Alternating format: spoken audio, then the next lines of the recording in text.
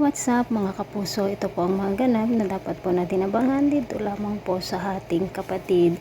Sa hindi inasang pagkakataon ay nagkita nga po sina Bel at Rosel na hindi alam na sila nga po ang tunay na mag-ina dahil nga po nadapa itong si Bel sa hahabol niya dito sa paru-paro at agad nga pong ginamot ni Rosel ang paa nitong si Bel mga kapuso.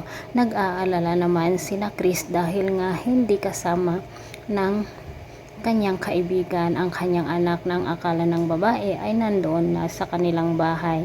Hinanap nga nila ito sa garden mga kapuso at nakita naman nila, humihingi naman ang tawad ni Bea dito sa kanyang asawa na si Chris na sana ay magkaayos na sila.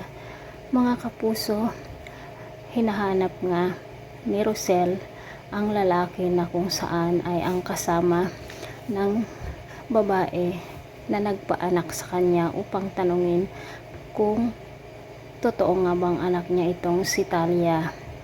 Nakapag-isip naman ng pagkakaperahan ang lalaki at sinabi nga niya dito kay Chris na kung hindi siya magbigay ng malaking halaga ay sasabihin niya kay Rosel ang katotohanan. Hindi naman nagbigay itong si Chris mga kapuso at agad namang tumawag ang lalaki dito kay Rosel at sasabihin na nga niya na si Chris nga ang may pakana na pagpalitin ang mga bata na si Tali at Bel upang sa ganun nga ay makuha ni Chris ang isang bata sa kanya. At ito nga po si Bel na kung saan ay sinabi niya dito kay Bea na ampon lang nila ito mga kapuso.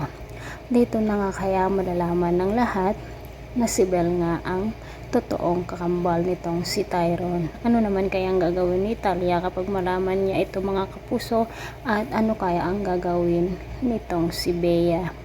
Siguradong masasaktan ito pati na rin itong si Rosel. Siguradong magagalit siya dito kay Chris dahil nga po sa parang pagkidnap niya dito sa kanyang anak. Maraming salamat. Bye bye.